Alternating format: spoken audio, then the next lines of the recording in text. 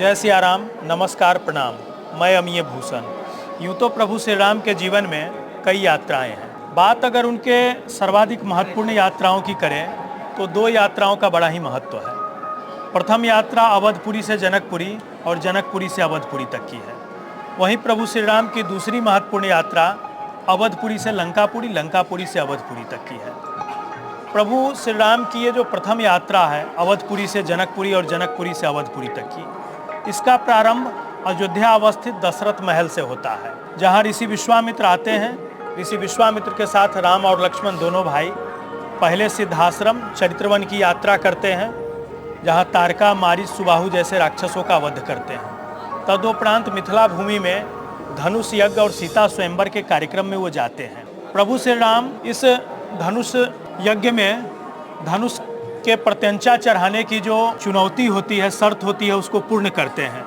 तदुपरांत माता सीता और प्रभु श्री राम का विवाह संस्कार संपन्न होता है। इस विवाह के अवसर पर अयोध्या के भी नर नारी, राजा दशरथ सभी आते हैं। हर्षोल्लास के साथ ये विवाह संपन्न होता है। और उसके बाद जनकपुरी से बारात, चारों भाई और चारों दुल्हनें अयोध्यापुरी की यात्रा करते हैं। मार्ग में इनके 3 पड़ाव के स्थल भी हैं, जहां बारात रुकती है और उसके बाद अयोध्या पहुंचते हैं। हम जहां खड़े हैं ये अयोध्या का सबसे सुंदर मंदिर है और यहाँ की मूर्ति अपने आप में बहुत ही महत्व रखती है। ऐसी सुंदर मूर्त शायद राम जी, सीता जी की देखने को कहीं और आपको मिले। तो मेरे साथ डॉक्टर राम अवतार शर्मा जी हैं। डॉक्टर साहब वो व्यक्तित्व हैं जिन्होंने प्रभु श्री राम के जीवन की जो दोनों महत्वपूर्ण यात्राएं हैं, अवधपुरी से जनकपुरी और अवधपुरी से लंकापुरी, इसके ऊपर गहन शोध किया है। डॉक्टर साहब अभी भारत सरकार के पर्यटन मंत्रालय अंतर्गत रामायण सर्किट के चेयरमैन हैं। जय श्री राम।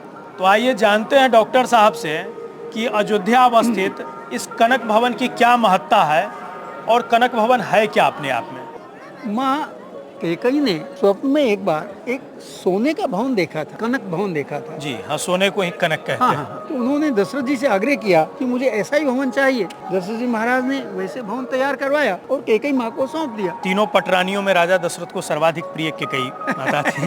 इस बारे में कुछ जी। तो जब सीता माँ राम जी का विवाह होकर जब वापस आए तो सीता माँ पर इतनी रीझ गई माँ कैकेयी जी कि उन्होंने वो अपना भवन जो था वो मुंह दिखाई में माँ सीता को भेंट कर दिया। डॉक्टर साहब, जो राम कथाओं में जो वर्णन है, मैंने मंथरा द्वारा राज्यारोहण से संबंधित जो कैकेयी माँ को उसने जो सलाह दी जी, उससे पूर्व मानते हैं कि कैकेयी माता अपने सभी पुत्रों में, राम जी चारों भाइयों में सर्वाधिक प्रेम प्रभु श्री राम से करते थे। भरत से भी अधिक प्रेम माँ राम जी से करते थे। तो स्वाभाविक है कि राम जी की जो अर्धांगिनी है माता सीता, तो स्वाभाविक है कि वो उनको सबसे सुंदर भेंट जरूर देती। राम जी और सीता जी दोनों एक से बढ़कर एक थे। जी जी। तो उनमें कोई मतलब तुलना नहीं की जा सकती। जी।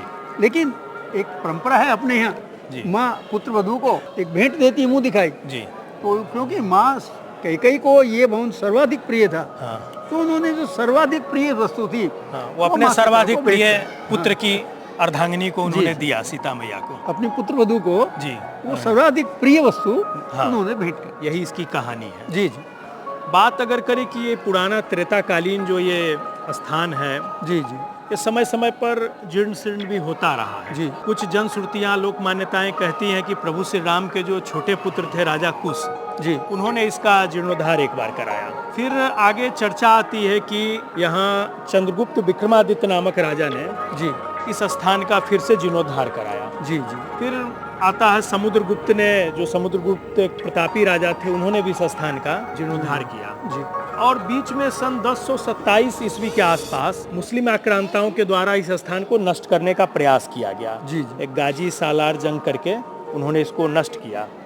फिर इसके बाद हम लोग सुनते हैं और शिलालेख भी यहाँ पे है जी कि जो ओरछा मध्य प्रदेश में है, तो ओरछा टीकमगढ़ की जो रानी थी जी, वृषभानु कुंवर, वो बहुत ही बड़ी प्रभु श्री राम की भक्त थी। जी जी। उन्होंने 2 नए मंदिर बनाए और इस मंदिर का भी जीर्णोद्धार किया। जी। एक तो ओरछा का राम मंदिर, दूसरा की जनकपुर का जानकी मंदिर जी, और तीसरा ये जो मंदिर अपने वैभवशाली, गौरवशाली अतीत तो इसके पास था, जी जी, परंतु एक प्रकार से जीर्ण शीर्ण ये हो चुका था। जी जी। तो रानी वृषभानु कुंवर ने इसको सन 1891 में इसका जीर्णोद्धार कराया। जी। और आज जो इतना भव्य दिव्य स्वरूप देख रहे हैं ये उस रानी की कृति है। और यहाँ के मूर्ति के विषय में है कि वो अपने आप में अद्भुत छवि है। यूँ तो मतलब जहाँ भी जिस मंदिर में प्रभु श्री राम है, माता जानकी विराजती है, वो सब अपने आप में सुंदर है, लेकिन इस मूर्ति की किसी अन्य के साथ उपमा और तुलना नहीं हो सकती है, ऐसा लोग कहते हैं डॉक्टर। वास्तव में ये मूर्ति अद्भुत है, भक्त देखकर मोहित जैसे हो जाते हैं जी।